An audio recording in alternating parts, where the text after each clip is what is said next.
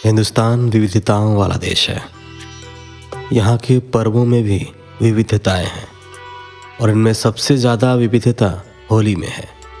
जैसे कहीं रंगों की होली, कहीं लठमार होली, तो कहीं लड्डू मार होली, तो कहीं फूलों की होली, कहीं सूखे गुलाल की होली, तो कहीं पानी की होली, और तो और कहीं गोबर की होली। नए भारत के स्वच्छ भारत अभियान से कहीं शताब्दियों पूर्व रंगरसियों ने इसकी ज़रूरत को समझ लिया था, इसलिए कीचड़ की भी होली खेल ली है। ऐसे ही भारत के अलग अलग प्रांतों में अलग अलग तरीके से होली मनाई जाती है, परंतु तरीका कोई भी हो, उत्साह सब में एक जैसा है। यह पर्व हिंदू नववर्ष के आगमन का पर्व है। यह कोरे मन में विभिन्न रंग भरने का पर्व है। यह बुराई के ऊपर अच्छाई की जीत का पर्व है तथा क्रोध त्याग कर प्रेम और भाईचारा अपनाने का पर्व है। इस पर्व में आस्था की सात्विकता है और साथ ही नव वर्ष और बसंत का अल्हड़पन भी। हमारे समाज में होलिका दहन का चलन राक्षसराज हिरण्यकश्यप तथा उसकी बहन होलिका पर विष्णु भक्त प्रहलाद की जीत, या ये कहें कि अधर्म पर धर्म की जीत की खुशी मनाने से आया तथा रंगों की होली, अल्हड़पन और मस्ती भगवान श्री कृष्ण के बाल लीलाओं की स्मृति रूप चलन में आया।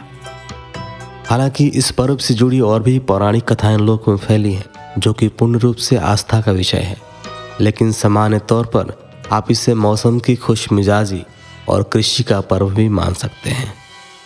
होली के दिन पूरा हिंदुस्तान अपने सभी शिकवा गिला भूलकर यह पर्व मनाता है, लेकिन ब्रजभूमि की होली की बात ही अलग है। यहाँ बसंत पंचमी से ही अगले 40 दिनों तक होली खेली जाती है।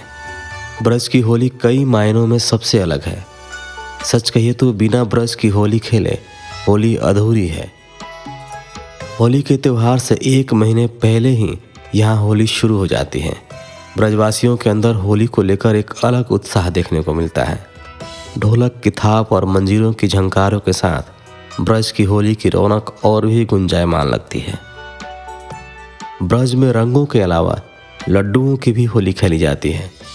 फागुन मास की शुक्ल पक्ष की अष्टमी तिथि को बरसाने के लाडली मंदिर में लड्डुओं की होली खेली जाती है। श्री जी लाडली मंदिर में लड्डुओं के साथ होली खेलने की परंपरा द्वापर युग से शुरू हुई थी। दरअसल राधा रानी के पिता वृषभानु जी ने होली खेलने का न्योता दिया था, जिसे कान्हा के पिता नंद बाबा ने स्वीकार कर लिया। नंद बाबा ने बरसाने में एक पुरोहित को पत्र लिखकर भेजा। पुरोहित का बरसाने में काफ़ी स्वागत किया गया और थाली में लड्डू दिए गए।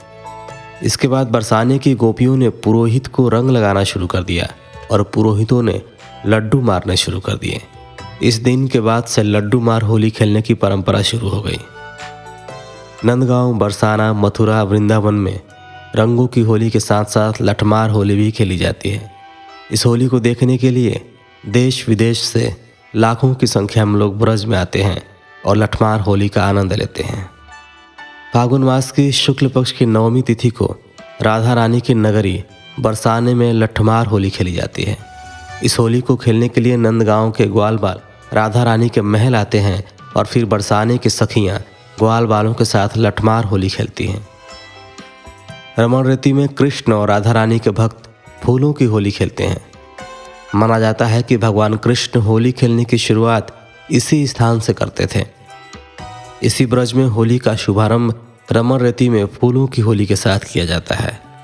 इसी तरह पश्चिमी उत्तर प्रदेश, हरियाणा तथा राजस्थान समेत कई जगहों पर अलग ही होली खेली जाती है, जिसे दुल्हंडी कहते हैं। इस होली की खास बात यह है कि यहाँ देवर भाभी को रंगने की कोशिश करते हैं और बदले में भाभी देवर को गीले दुपट्टे से बनाए गए कोड़े से पीटती है। कहीं कोड़े और डंडे से पिटाई होती है तो कहीं गोबर और कीचड़ से पुताई। होली कैसे भी खेलिए, लेकिन साथ में पर्वों को मनाने के मूल को समझना जरूरी है। प्यार और खुशियाँ बांटते रहिए। आप सभी को होली की यथा शुभकामनाएं। मिलते हैं आपसे अगली वीडियो में, तब तक के लिए धन्यवाद। हर हर महादेव।